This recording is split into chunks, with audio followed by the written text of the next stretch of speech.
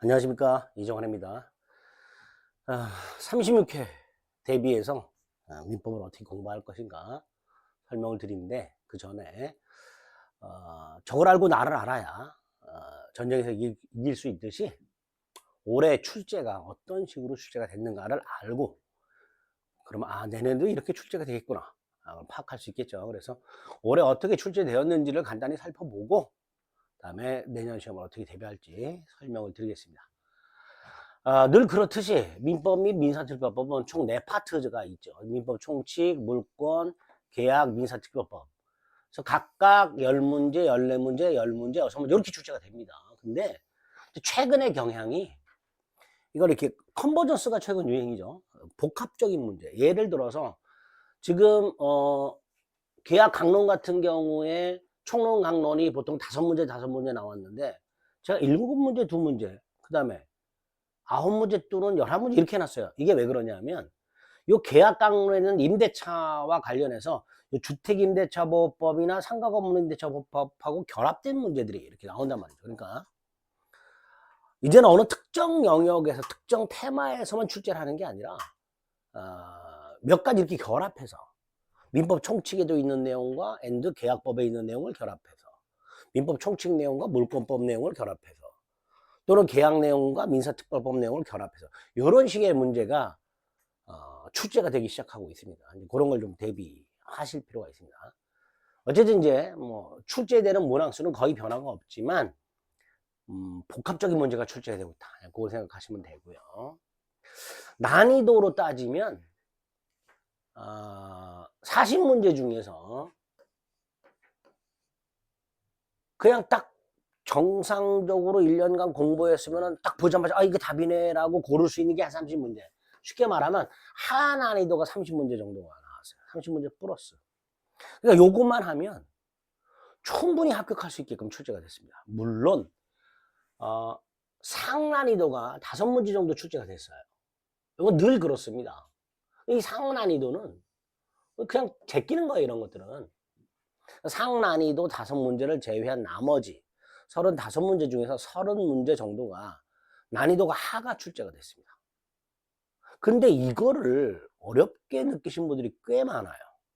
근데 객관적으로 보면 난이도는 쉽게 출제됐다라고 생각하시면 돼요. 다만 요 상난이도 문제들 중에 대법원 판례 하나만 가지고서 그거를 사례 형태로 출제한 게 있어요. 2문제가. 대법원 판례 하나를 사례 형태로 출제를 했다. 그러면 그 판례 자체를 모르면 그냥 그건 못 푸는 거예요.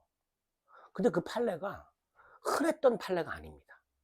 최근에 출제된 거고 대부분의 강의나 대부분 교재에 소개가 안 된 판례예요. 그럼 이건 뭘 의미하는 거예요?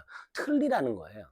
어쨌든 그런 식의 문제가 좀 출제가 되고 있다 생각하시면 됩니다. 늘 그렇듯 가불병정이 나오는 사례 형태의 문제가 15문제 좀 많이 출제됐어요. 박스형도 9문제 많이 출제됐습니다.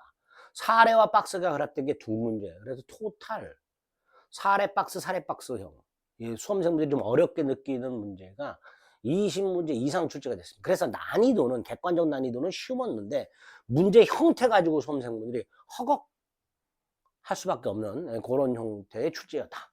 이렇게 생각하시면 됩니다. 난이도는 평년과 비슷했죠.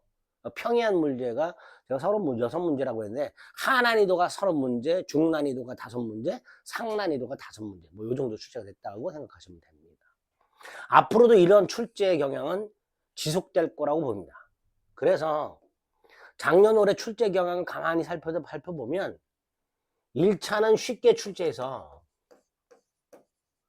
수험생들을 좀 많이 배출하고 1차 합격생들은 2차는 좀 어렵게 출제해서 요 2차에서 합격자 수를 조절하려는 경향이 강해지고 있다라는 거.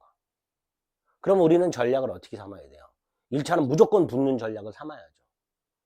1차는 붙을 수 있게끔 출제하는 방향으로 경향이 바뀌고 있으니까. 그래서 되도록이면 1차를 그 시험 보는 해, 그러니까 이제 내년이니까 2025년 36회죠.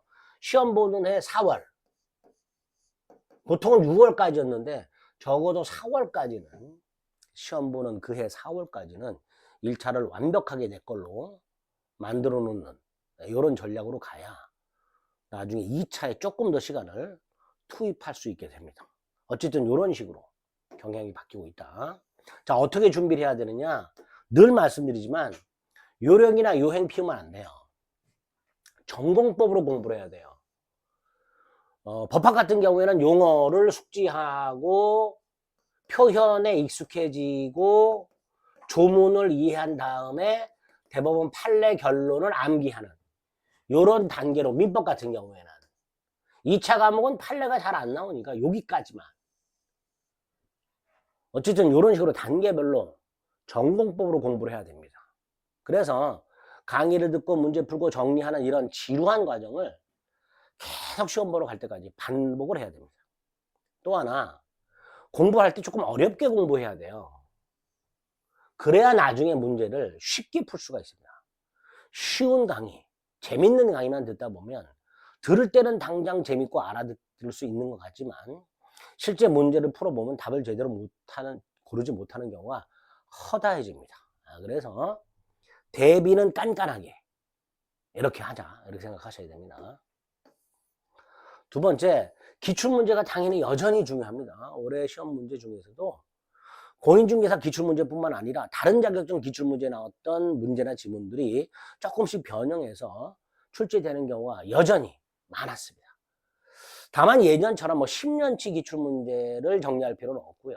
한 5, 6년 정도 기출문제를 정리해서 자주 출제되는 문이 어디고 어떤 식으로 출제가 되는가, 그 유형을 훈련을 좀 할 필요가 있다. 그 다음에 민법 같은 경우에는 조문 자체가 출제되는 경우가 대단히 많죠. 그래서 제가 수업 시간에 이 조문을 꼭 외워주세요 했던 조문들이 많아요. 뭐 많다 그랬지만 그렇게 많은 건 아니야. 또 몇 개 안 돼.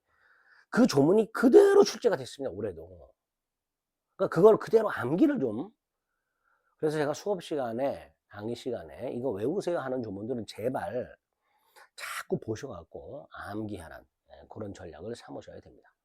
자, 누누이 말씀드리지만 내가 인터넷 강의라든가 어떤 학원을 등록을 했다면 결석이나 이런 거 하지 말고 강의를 꾸준히 따라가기만 해도 합격하게끔, 1차는 특히 민법은 수업만 꾸준히 따라가도 충분히 합격할 수 있게끔 출제가 됩니다. 그러니까 여러분들이 앞으로 공부를 대비할 때 다른 뭐 자잘한 거 다 필요 없습니다. 내가 독학을 하는 게 아닌 한 누구의 강의를 듣는다 싶으면 그 커리큘럼에 맞춰서 강의를 꾸준히 따라가기만 해도 충분히 합격할 수 있다 라고 생각하시면 됩니다. 여기서 각종 유튜브 합격기라든가 이거에 목매는 분들이 가끔 계시는데, 이 유튜브가 아닌 유튜브 합격기 내용 중에서 나 너무 어렵게 공부했다라고 하신 분들이 있어. 그분들 말을 들으세요. 나는 3개월만 공부했는데 뭐 기출문제만 보고 들어갔는데, 이렇게 얘기하는 사람들은 거르세요. 이 시험은 결코 간단하게 붙을 수 있는 시험이 아니에요. 그래서 유튜브나 이런 데 올라와 있는 합격기를 보고 싶으신 분들은 어렵게 공부해서 붙었다라고 얘기하시는 분들의 그 내용들, 그런 영상들을 참고하시면 충분히 합격할 수 있다. 어쨌든 정상적인 방법으로 공부하시기 바랍니다.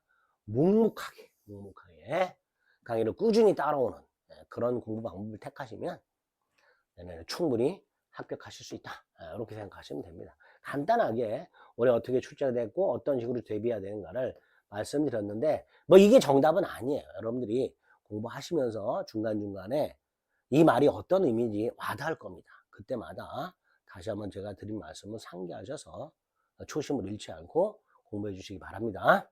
자, 해설 시간에 뵙겠습니다.